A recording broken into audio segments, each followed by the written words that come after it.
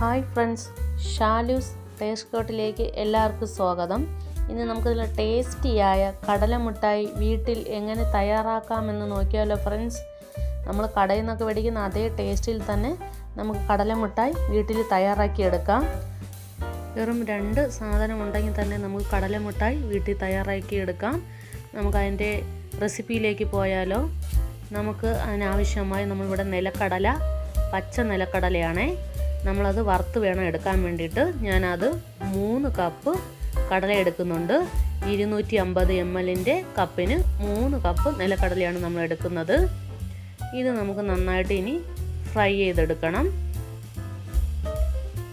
നമ്മളിതിൻ്റെ തൊലിയൊക്കെ ഒന്ന് മൂത്ത് വരുന്നവരേക്കും നമുക്ക് എടുത്താൽ മതി. ഒത്തിരി മൂപ്പിച്ചെടുക്കണ്ട. എന്നാലും നമ്മൾ ഒരുവിധം അതിൻ്റെ പച്ച ഇതൊക്കെ മാറുന്നവരേക്കും വറുത്തെടുക്കണം.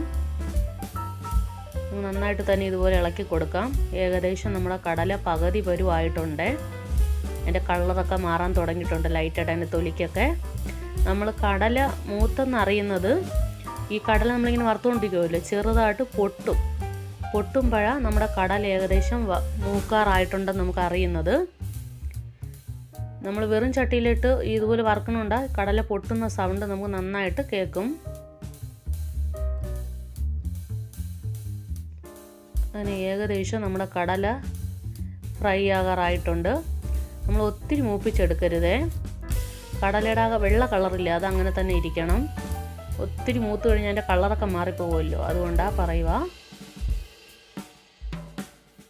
അങ്ങനെ ഏകദേശം റെഡിയാകാറായിട്ടുണ്ട്. ഇപ്പോൾ നമ്മുടെ കടല ചെറുതായിട്ട് പൊട്ടാൻ തുടങ്ങിയിട്ടുണ്ടേ.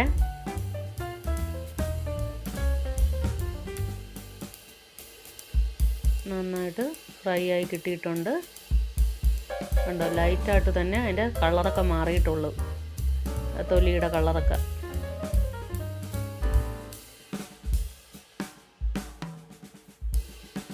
ഇനി ഇത് നന്നായി തണുത്തതിന് ശേഷം വേണം നമ്മൾ ഇതിൻ്റെ തൊലിയൊക്കെ കളഞ്ഞെടുക്കാൻ വേണ്ടിയിട്ട്.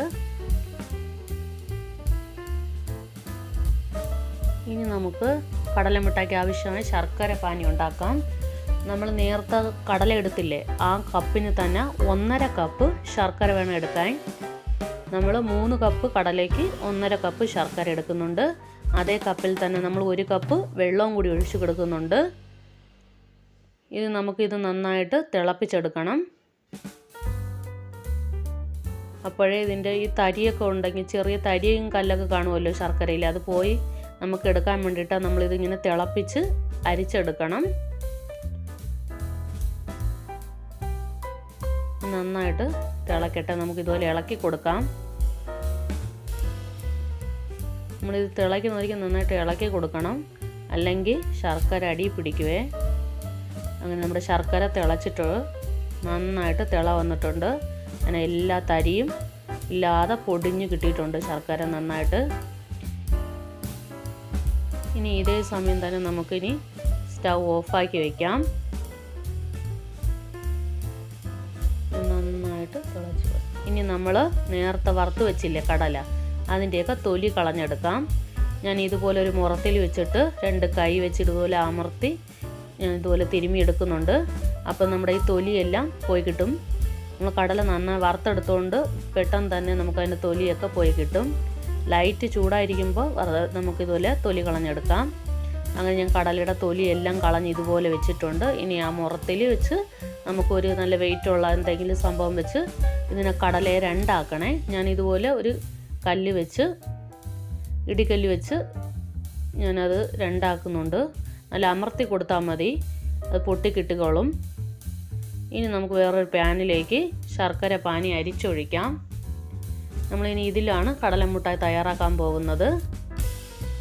നമ്മളൊരു തരിയൊക്കെ ഉണ്ടെങ്കിൽ അത് പോകാൻ വേണ്ടിയിട്ട് ഇതുപോലെ ഒരു അരിപ്പ് വെച്ച് തന്നെ നമുക്ക് അരിച്ചെടുക്കാം.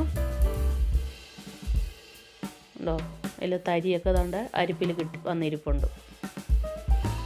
ഇനി ഇത് നമുക്ക് നന്നായിട്ട് തിളപ്പിച്ച് കുറുക്കിയെടുക്കണം.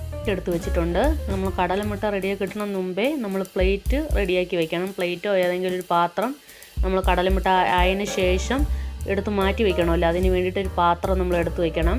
ഞാനിവിടെ ഒരു പ്ലേറ്റാണ് എടുത്തിരിക്കുന്നത്. അതിലേക്ക് 1 ടേബിൾ സ്പൂൺ എണ്ണയും ഒഴിച്ച് നന്നായിട്ട് തേച്ച് വെച്ചിട്ടുണ്ടായിരുന്നു. ഇനി നമ്മുടെ ശർക്കര പാനി നന്നായിട്ട് തിളച്ച് തുടങ്ങിയിട്ടുണ്ട്.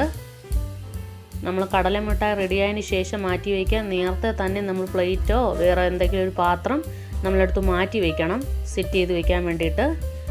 എന്നു വെച്ചാൽ നമ്മളിത് കുറുകി കഴിയുമല്ലോ, അപ്പോൾ തണുക്കുന്നതിന് മുമ്പ് തന്നെ നമ്മൾ സർവിങ് ബോളിലേക്ക് അത് മാറ്റണം. അതിന് വേണ്ടിയിട്ടാണ്. നന്നായിട്ട് തിളയ്ക്കുക നമ്മുടെ ശർക്കര പാനി. ഇതിലേക്ക് നമുക്കൊരു ഫ്ലേവറിന് വേണ്ടിയിട്ട് ഒരു 1/4 ടീസ്പൂൺ ഏലയ്ക്ക നന്നായിട്ട് പൊടിച്ചതും കൂടെ നമ്മൾ ചേർത്ത് കൊടുക്കുന്നുണ്ട്. അപ്പോൾ ഒരു നല്ല മണം കിട്ടും. അതിന് വേണ്ടിയിട്ടാണ് നമ്മൾ ഏലയ്ക്ക വറുത്ത് പൊടിച്ചതാണ് നമ്മൾ ചേർത്തത്. നമ്മുടെ ശർക്കര പാനി ഏകദേശം റെഡിയായിട്ടുണ്ട്. കണ്ടോ ഫ്രണ്ട്സ്? ഇനി നമ്മളിതിൻ്റെ പാകം നോക്കുന്നതെന്ന് വെച്ചാൽ നമ്മളൊരു പാത്രത്തിൽ വെള്ളം എടുത്ത് വെച്ചിട്ട് ഇതൊരു 3-4 തുള്ളി അതിലേക്ക് ഒഴിച്ച് വെക്കണം. അപ്പോൾ ആ തണുത്ത് കഴിയുമ്പോൾ നമ്മളെടുത്ത് നോക്കുമ്പോൾ നമുക്കറിയാം ഇത് പാകം റെഡിയായിട്ടുണ്ടെന്ന്. ഇനി നമുക്ക് കണ്ടോ നന്നായിട്ട് കുറുകി വന്നിട്ടുണ്ട്. ഇതുപോലെ വേണം ആയി കിട്ടാൻ വേണ്ടി നമ്മൾ കടലിടുന്നതിന് മുമ്പ്. ഞാനിനി കാണിച്ചു തരാവേ. ഞാൻ ഇതുപോലെ ഒരു ബൗളിൽ വെള്ളം എടുത്ത് വെച്ചിട്ടുണ്ട്. ഇനി ഇതിലേക്ക് നമുക്ക് ഒരു 3-4 തുള്ളി ശർക്കര പാനി ഒഴിക്കാം. കണ്ടോ, ഇത് ഒഴിച്ച് കഴിയുമ്പോൾ ഇങ്ങനെ നിൽക്കും വെള്ളത്തിൽ. എന്നിട്ട് തണുത്തതിന് ശേഷം നമുക്കിത് ഇതുപോലെ ബോൾ പോലെ ഒന്ന് ചെറുതായിട്ട് ഉരുട്ടി നോക്കണം. ഉരുട്ടി നോക്കുമ്പോൾ നല്ല കട്ടിയായിട്ടിരിക്കുകയാണെങ്കിൽ നമ്മുടെ ശർക്കര പാനി റെഡി ആയിട്ടുണ്ട്. ഇനി ഇതിലേക്ക് നമ്മൾ നേരത്തെ ഫ്രൈ ചെയ്ത് വെച്ചില്ല കടലയെല്ലാം ചേർത്ത് കൊടുത്ത് പെട്ടെന്ന് തന്നെ നമ്മൾ ഇളക്കി കൊടുക്കണം. ഇനിയാണ് നമ്മൾ വേഗത്തിൽ ചെയ്യണം, അല്ലെങ്കിൽ പാനി കുറുകി പോവേ. ഇനി നമ്മൾ ഇതുപോലെ എല്ലായിടത്തും കടലയിൽ ശർക്കര പിടിക്കാൻ വേണ്ടിയിട്ട് നന്നായിട്ട് തന്നെ നമുക്ക് ഇളക്കി കൊടുക്കാം. പിന്നെ നമ്മുടെ കടലമിഠായി റെഡി ആയിട്ടുണ്ട്. ഇനി നമുക്കിത് സെറ്റ് ചെയ്യാൻ വെച്ചാൽ മതി. ഇതുപോലെ തന്നെ നന്നായിട്ട് ഇളക്കി കൊടുക്കാം.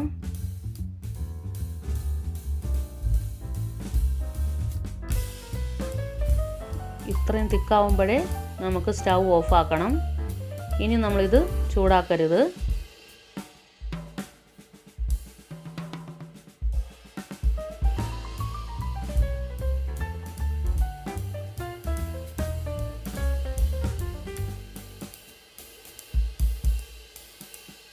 നമ്മൾ കടയിൽ നിന്നൊക്കെ മേടിക്കുന്ന അതേ ടേസ്റ്റിൽ തന്നെ നമുക്ക് കടലമിഠായി വീട്ടിൽ തയ്യാറാക്കി എടുക്കാം. നമ്മളങ്ങനെ ഒരു സർവിങ് ബോളിലേക്ക് നമ്മൾ നേരത്തെ എടുത്ത് വെച്ചില്ല ആ പ്ലേറ്റിലേക്ക് നമ്മൾ കടലമിഠായി എല്ലാം വെച്ചു. നമ്മൾ ഇതുപോലെ നല്ല അടിയിൽ നല്ല വീതിയുള്ള പാത്രം എടുത്ത് വെച്ച് വേണം നമ്മളിതുപോലെ അമർത്തി കൊടുക്കാൻ. എന്നാന്ന് വെച്ചാൽ ഇത് നല്ല ചൂടാണ്, നമുക്ക് കൈ വെച്ചൊന്നും ചെയ്യാൻ പറ്റത്തില്ല. അതിൽ നെയ്യോ എണ്ണയോ എല്ലാം തടവിട്ട് വേണം നമ്മൾ ഇതുപോലെ അമർത്തി കൊടുക്കാൻ. ഇനി നമുക്ക് ഈ ചെറു ചൂടോട് തന്നെ ഇത് മുറിക്കണേ, തണുത്ത് കഴിഞ്ഞാൽ നമുക്ക് മുറിക്കാൻ പറ്റത്തില്ല. നമ്മളിതെല്ലാം നന്നായിട്ട് മുറിച്ച് വെച്ചിട്ടുണ്ട്. നമ്മളെല്ലാം മുറിച്ച് വെച്ചിട്ടുണ്ട്. ഇനി തണുത്തതിന് ശേഷം വേണം ഇത് പീസാക്കി എടുക്കാൻ. കണ്ടോ ഫ്രണ്ട്സ്, നമ്മൾ കടലമിഠായെല്ലാം അങ്ങനെ റെഡി ആയിട്ടുണ്ട്. ഇതുപോലെ തന്നെ നമുക്ക് വീട്ടിൽ തയ്യാറാക്കി എടുക്കാം. ലൈക്ക് ചെയ്യാനും സബ്സ്ക്രൈബ് ചെയ്യാനും മറക്കല്ലേ ഫ്രണ്ട്സ്.